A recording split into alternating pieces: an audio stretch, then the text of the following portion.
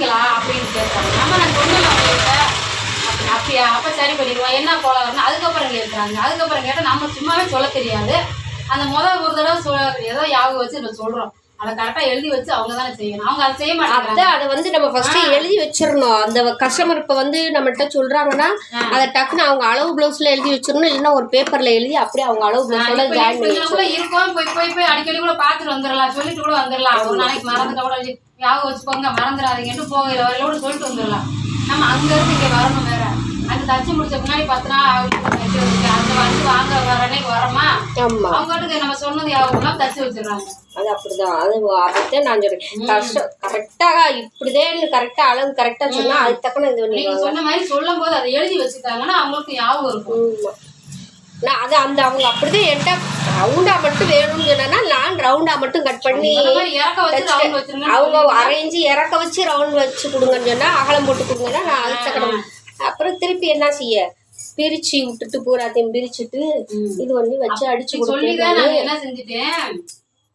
ஒரு இது இல்லாம அதுவும் ஒரு மீடியமா தச்சாலும் பரவாயில்ல, கழுத்துக்கு இங்க ஒட்டிக்கிட்டு இங்க பட்டணும் இங்க. அதத்தான் நம்ம சொல்றது கரெக்டா சொல்லணும். டெய்லர்கிட்ட போய் நம்ம இஷ்டத்துக்கு சொல்லிட்டதா அவங்க இஷ்டத்துக்கு தான் வெட்டி தப்பாங்க.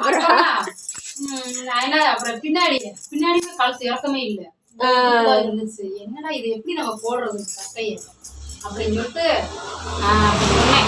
அவர்கிட்ட அப்புறம் தெரிஞ்சுக்கிடுச்சு. சரி அப்படின்ட்டு மறுபடியும் என்ன செய்யணும், உங்களுக்கு கட் பண்ணிட்டு நல்லா ரவுண்டா நல்லா மறுபடியும் அதை பிரிச்சு விட்டு அதை ரவுண்ட் பண்ணி கட் பண்ணி விட்டுட்டு திருப்பி பீஸ் வச்சு துணி வச்சு அடிச்சு அப்புறம் இது பண்ணா சரியா வரும். உடனே இந்த பக்கத்துல இன்னொரு என்ன செஞ்சு சொல்லிடுச்சு, ஐயோ இது அடிக்கவே முடியாது, இது என்னமே பண்ண முடியாதுன்னு வேற. பண்ணலாம் அது டெய்லர் அப்புறம் அவங்களே தச்சவங்களே சொல்றாங்க, சரி இது ஏதாச்சும் பண்ணிடுவோம் அப்படின்ட்டு அப்புறம் அவங்க தான் அப்புறம் அடிச்சு கொடுத்தாங்க. அது பண்ண எதுக்கு பண்ண முடியாம இருக்கு, அது பண்ணிடலாம். சரிங்க, அந்த பிள்ளைங்க டெய்லரா இருந்துகிட்டு அப்படி சொல்லுது, எதுவுமே செய்ய முடியாது. அப்படி இல்ல, அந்த வேலையை திருப்பி பார்த்து கொடுக்கறது சோம்பேறித்தனம்.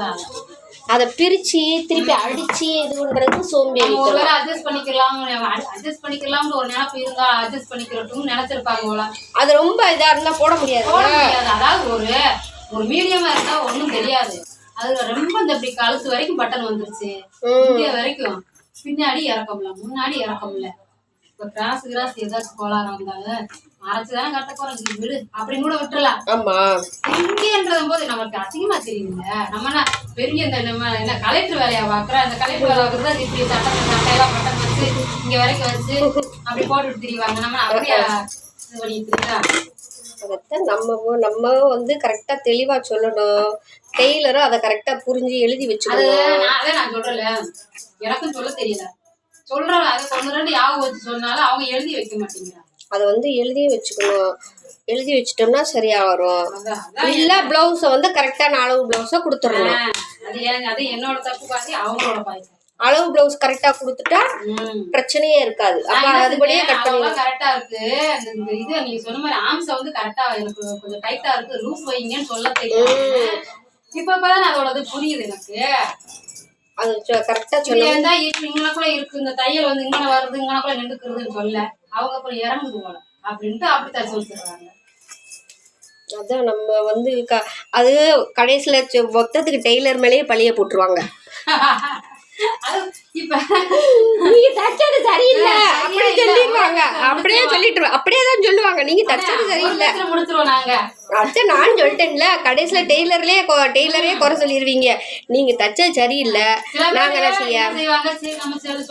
நான் சொல்றேன் சொல்ல தெரியாம சொல்லிட்டேன் அப்படின்னு சொல்லி நான் சொல்றவங்க ஒரு 1-2 இருக்காங்க. சில பேர் ஒரே போட்டுருவாங்க, நீங்க தச்சது சரியில்லை அப்படின்வாங்க. இல்ல டெய்லராவது அதை கரெக்டா தெளிவா கேட்கணும். ஏற மாட்டிக்கினா இங்க அக்கல் பிடிக்குதா இல்ல என்னன்னு அவங்களும் தெளிவா கேட்கணும். கேட்கவும் இல்லை, இறங்குதா என்னன்னு கேட்கலாம்.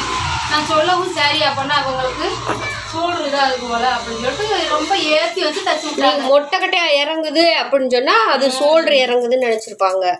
அப்ப இப்ப நான் இப்படி சொல்றேன்னா அவங்க கவனிக்கவும் மாட்டேங்கிறாங்க. அவங்க ஒரு பேச்சு வாக்குல ஏதாச்சும் இருக்காங்களா, இப்படி இது இந்த பக்கம் வந்து டைட்டா இருக்குன்னு சொல்லாம இந்த தையல் வந்து இங்கனக்குள்ளேயே நின்றுக்கிறது ஏறி வரமாட்டேங்குது அப்படி சொன்னேன் நான். அத்தை அது வந்து இங்க அக்குள் பிடிக்கும், இல்லைன்னா கையில பிடிக்கிறதுனால அந்த ப்ராப்ளம் வரும். அது லூஸா இருக்கு, ஆம்ஸ் லூஸா இருக்குன்னு சொல்ல தெரியாம அப்படி சொன்னதுக்கு அவங்க அப்படி புரிஞ்சுக்கிட்டு அப்படி இருக்காங்க. அது டெய்லர் மேலேயும் இங்கே தப்பு இருக்கும், கஷ்டம் தைக்க கொடுக்குறவங்க. என்ன நீங்க தைக்கிறவங்க வந்து என்ன செய்யாதுன்னா எழுதி வச்சுட்டா உங்களுக்கு ஞாபகம். நான் அதனாலதான் பெரும்பாலும் அளவு பிளவுஸ்ல நெட்டை வச்சு எழுதிடுறேன். பரவாயில்ல, நீங்க இருந்தா எல்லாரும் கொடுக்குறா செய்யறாங்க, யாரா இருக்கு எப்படின்றது உங்களுக்கு தெரியுமா? ஞாபகம் வச்சு அது வச்சிருக்க முடியாது. அது எழுதி வச்சிட்டோம்னா நமக்கு வந்து ஈஸியாக இருக்கும், ஒன்றும் பிரச்சனை இருக்காது. எழுதாமல் விட்டோம்னா மறந்து போயிருங்க. எத்தனை பேர்த்தை ஞாபகம் வச்சிருக்க முடியும்? ஒரு ஆளுது 2 ஆளுதுன்னா ஞாபகம் வச்சிருக்கலாம், மொத்தமாக எல்லாத்தையும் ஞாபகம் வச்சுக்க முடியாதுல்ல. அது எழுதி வச்சுக்கலாம். இப்போ எனக்கு அந்த ஞாபகம் வந்து என்ன செய்வேன், அந்த இது கூட பிரித்து வச்சிருக்கேன். ஒரு தையலை மட்டும் அந்த இடத்துல மட்டும் பிரித்து வச்சிருக்கேன். அதை என்ன செய்யணும், இந்த சட்டை தைக்கிறப்ப அதை சொல்லிடுவேன். ஆம்ஸ் மட்டும் எனக்கு லூஸா கொஞ்சம் வைங்க சொல்லிட்டா கரெக்டா போவாங்க. ஆமா, வேற எந்த பிரச்சனையும் இல்ல. சட்டையா இப்ப நல்லா தைக்கு. அது கை ஏறலைன்னா டைட்டா டக்குன்னு போட்டதுமே நம்ம டக்குன்னு இங்க வந்து நிக்கலாம். அதான் அதனாலதான் அந்த கிலோ இங்க கை டைட்டா இருக்கும், இல்லைன்னா ஆம்கோல் டைட்டா இருக்கும். ஏதாவது ஒன்று டைட்டா இருந்தா மேல ஏறாதுல, அப்படியே நின்னுக்கிடும்ல உங்களுக்கு. ஆமா, நான் சில நேரம் நினைப்பேன் கையே பிடிப்பா இருக்கா, அதனாலதான் கை வெயிட் கையை பிடிச்சு விடுவேன். கையை பிடிச்சு விட்டா ரொம்ப கையெல்லாம் லூஸா தான் இருக்கும், மறுபடியும் ஏறாது. அது இங்க ஆம்கோல் டைட்டா இருக்கனால ஏறாது.